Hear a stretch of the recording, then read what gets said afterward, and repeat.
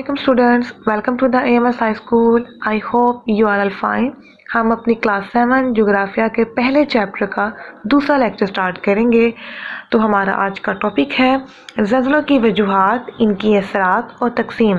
ज़ल्ज़ला आने के क्या असबाब बनते हैं, इसके माहौल के ऊपर कौन से असरात मरतब होते हैं और इसे कितने हिस्सों में तकसीम किया जाता है, हम सब की तफसील इस लेक्चर में पढ़ेंगे। सबसे पहले ज़ल्ज़ले की तारीफ़। सतह ज़मीन के लरज़ने या हरकत करने को ज़ल्ज़ला कहा जाता है। यहाँ पर आपका सवाल भी बनता है, ज़ल्ज़ला किसे कहा जाता है? ज़ल्ज़ले के दौरान ज़मीन के अंदरूनी हिस्सों में मुख्तलिफ हरकत के सबब ज़मीन की सतह पर थरथराहट और इर्तिआश पैदा होता है। ज़ल्ज़ले सतह ज़मीन के किसी एक हिस्से के हरकत करने से पैदा होते हैं। इस जगह से ज़ल्ज़ले की लहरें हर सिमत में यानी चारों अतराफ में सफ़र करती हैं। ज़ल्ज़ले की ये लहरें जैसे जैसे मरकज़ से दूर होती जाती हैं, ये कमज़ोर पड़ती जाती हैं। आपको यहाँ पर एक डायग्राम नज़र आ रही होगी। इस डायग्राम से हम ज़ल्ज़ले की वजाहत आसानी से कर सकते हैं। सबसे पहले फ़ाल्ट लाइन हमने पढ़ा और जाना कि जहाँ जहाँ पर फ़ाल्ट लाइन मौजूद होती है वही जगह ज़ल्ज़ले आने का सबब बनती हैं। यह है एपिसेंटर, जिसे ज़ल्ज़ले का मरकज़ भी कहा जाता है। मतलब यहाँ पर मौजूद चट्टानी मवाद हरकत करता है तो ही ज़ल्ज़ले आते हैं। जैसे जैसे ज़ल्ज़ले की लहरें अपने सेंटर से दूर होती चली जाएंगी वैसे वैसे कमज़ोर होती चली जाएंगी। मतलब ज़ल्ज़ले की शिद्दत कम होती जाएगी। जब ये अपने सेंटर के करीब होते हैं तो ज़ल्ज़ले की शिद्दत भी तेज़ होती है। ज़ल्ज़लों की वजूहात।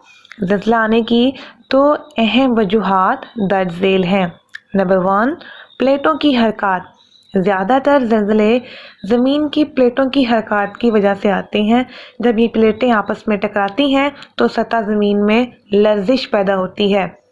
दुनिया में जहाँ जहाँ फॉल्ट लाइन मौजूद है, मीन दरार या शगाफ मौजूद हैं, वो इलाके ज़ल्ज़लों के मरकज़ बने हुए हैं। नंबर 2, आतिशफ़शानी अमल। आतिशफ़शानी अमल से भी ज़ल्ज़ले आते हैं। जब लावा सतह ज़मीन के किसी कमज़ोर हिस्से को फाड़ कर बाहर आता है तब ज़मीन की सतह पर हरकत पैदा होती है। इस तरह आतिशफ़शानी अमल ज़ल्ज़ले का सबब बनता है। आपका मुख्तसर सवाल पहला है, ज़ल्ज़लों की 2 वजूहात बयान करें। तो यहाँ पर आपके मुख्तसर सवाल का ये जवाब है। सवाल है, ज़ल्ज़लों की 2 अहम वजूहात बयान करें। आगे हम पढ़ते हैं ज़ल्ज़लों के असरात। हमने सबसे पहले ये जाना कि ज़ल्ज़ले की वजूहात क्या हैं। अब हम पढ़ते हैं कि ज़ल्ज़ले के माहौल पर कैसे असरात मरतब होते हैं। ज़ल्ज़लों से इमारतें तबाह हो जाती हैं। जब ज़मीन में थरथराहट पैदा होती है तो इतनी शिद्दत से पैदा होती है कि इमारतें गिरकर तबाह हो जाती हैं। लोग ज़ख्मी हो जाते हैं, जानी और माली नुकसान भी होता है। ज़राए आबपाशी मुतासिर होते हैं, खड़ी फसलें तबाह हो जाती हैं।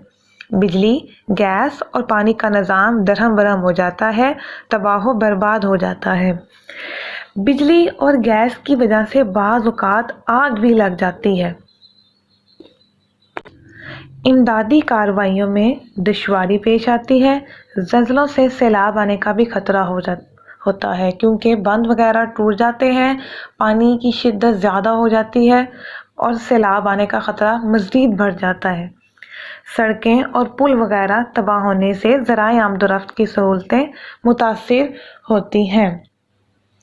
तो आपका तफसीली सवाल नंबर 3, ज़ल्ज़लों के असरात की वजाहत करें। हमने ज़ल्ज़लों के असरात में जितने पॉइंट्स पढ़े इन सब को आप इसके जवाब में लिखेंगे।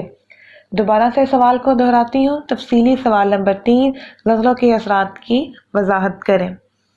आगे चलते हैं। दुनिया में ज़ल्ज़लों की तकसीम। दुनिया में सबसे ज़्यादा ज़ल्ज़ले बहरुल काहिल के इर्द गिर्द के इलाके में आते हैं।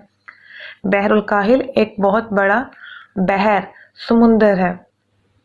इस इलाके में कशरुल अर्ज़ की छोटी बड़ी दरारें मौजूद हैं। इसकी शक्ल एक दायरा या रिंग की सूरत में दिखाई देती है, मीन रिंग ऑफ फायर। इनमें अलास्का, एलोशियन का इलाका, जापान, मारियाना, फिलिपाइन और न्यू गिनी वगैरह के इलाके शामिल हैं। دنیا میں زلزلوں کا دوسرا بڑا مرکز ٹرانس یوریشین دراڑ ہے۔ یہ دراڑ جزائر انڈونیشیا، کوہ ہمالیہ سے ہوتی ہوئی خلیج فارس اور ترکی تک چلی جاتی ہے۔ پاکستان کا شمالی اور وسطی مغربی حصہ بھی اسی زلزلوں کے مرکز میں آتا ہے۔ ہم نے جتنے بھی علاقوں کے نام پڑھے یہ زیادہ پہاڑی علاقے ہیں۔ پہاڑی علاقے زیادہ زلزلے کا سبب بنتے ہیں۔ آگے چلتے ہیں معلومات کی جانب۔ سونامی جاپانی زبان کا لفظ ہے۔ یہاں پہ بھی سوال آتا ہے کہ سونامی کس زبان کا لفظ ہے اور اس کا کیا معنی ہے، جس کا معنی بڑی ساحلی سمندری لہروں کے ہیں۔ بڑی ساحلی سمندری لہروں کے۔ یہ سمندری لہریں ساحلی علاقوں میں تباہی و بربادی کا باعث بنتی ہیں۔ زمین کی دراڑیں براعظموں کے علاوہ سمندری فرش پر بھی موجود ہیں۔ براعظم خشکی سے مراد ہے۔ سمندری فرش، سمندر کے بھی ہم جانتے ہیں سمندر کی بھی ایک نہ کوئی فرش موجود ضرور ہے۔ ایسا تو نہیں ہے کہ وہ بالکل گہرائی میں چلا جا رہا ہے، کہیں نہ کہیں تو اس کو ختم ہونا ہے، اس کا بھی ایک فرش ہے۔ اس کے فرش پہ بھی کچھ دراڑیں، کچھ شگاف وغیرہ موجود ہیں جس کی بنا پر حرکت کرنے میں زلزلے آتے ہیں۔ سونامی یا بڑی سمندری ساحلی لہریں اس وقت پیدا ہوتی ہیں جب زلزلے کے مراکز سمندری فرش یا ساحلی علاقوں میں ہوں۔ جب زمین کی نیچے سمندر کے نیچے تہہ میں کچھ چٹانی مواد حرکت کرتا ہے تو سمندر میں ایک بڑی سی لہر پیدا ہوتی ہے۔ اس میں زلزلے کی لہریں سمندری لہروں کو بڑے پیمانے پر اور بڑے دائروں کی صورت میں پیدا کرتی ہیں، جو قریبی اور دور دراز کے ساحلی علاقوں کے ساتھ ٹکرانے سے تباہی و بربادی کا باعث بنتی ہیں۔ ساحلی حصے ان لہروں کے سامنے رکاوٹ کا باعث بنتے ہیں۔ یہ بلند سمندری لہروں کی صورت اختیار کر لیتی ہیں۔ انڈونیشیا میں دسمبر 2004 میں آنے والے سونامی سے بہت زیادہ جانی اور مالی نقصان ہوا تھا۔ تو ہم نے اس میں جانا کہ نہ صرف خشکی پر زلزلے آتے ہیں بلکہ سمندر میں بھی بعض اوقات زلزلے آتے ہیں جو ایک بڑے پیمانے پر تباہی کا باعث بنتے ہیں۔ تو بچوں نیچے ہمارا پوائنٹ ہے دنیا اور پاکستان میں آنے والے بڑے زلزلے۔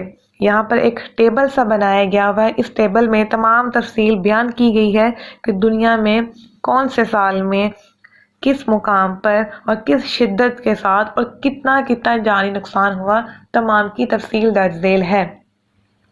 تو آپ کا تفصیلی سوال نمبر 5 ہے دنیا اور پاکستان کے بڑے زلزلوں کا ایک ٹیبل بنائیں۔ تو آپ اس کے جواب میں اس پورے ٹیبل کو لکھیں گے۔ زلزلوں کی پیمائش کرنے والے آلات اور پیمانے۔ زلزلے کی شدت کی پیمائش کے لیے ایک آلہ استعمال کیا جاتا ہے جو سیسموگراف کہلاتا ہے۔ یہاں پر بھی ایک مختصر سوال بنتا ہے، سیسموگراف کسے کہتے ہیں؟ زلزلے کی شدت کا اندازہ ایک پیمانے سے ہوتا ہے جسے ریکٹر اسکیل کہتے ہیں۔ پھر ایک سوال، ریکٹر اسکیل کسے کہتے ہیں؟ اس کی درجہ بندی 0 سے 9 تک کی جاتی ہے۔ اگر زلزلے کی شدت زیادہ ہو تو ریکٹر اسکیل پر بھی درجہ زیادہ ہی ہوگا۔ ہم جانتے ہیں ہر ایک چیز کو ماپنے کے لیے کچھ آلات استعمال کیے جاتے ہیں، جیسے بخار کو ماپنے کے لیے تھرمامیٹر استعمال کیا جاتا ہے، اور بہت سی چیزوں کو ماپنے کے لیے مختلف طریقے کے آلات اور یا پیمانے استعمال کیے جاتے ہیں۔ اسی طریقے سے زلزلے کی شدت کا اندازہ لگانے کے لیے کچھ سائنسدانوں نے کچھ آلات انتخاب کیے ہیں جس کی وجہ سے ہم زلزلوں کی شدت کا اندازہ لگا سکتے ہیں۔ یہاں پر آپ کو ایک ڈائیگرام دکھائی جا رہی ہے، سیسموگراف۔ یہ زلزلوں کی پیمائش کرنے والا ایک آلہ ہے، سیسموگراف۔ تو آپ کا تفصیلی سوال نمبر 4 ہے زلزلہ ماپنے والے آلات کی وضاحت کریں۔ آپ کا تفصیلی سوال نمبر 4 ہے زلزلہ ماپنے والے آلات کی وضاحت کریں۔ تو آپ اس کے جواب میں یہ پوائنٹ کو لکھیں گے۔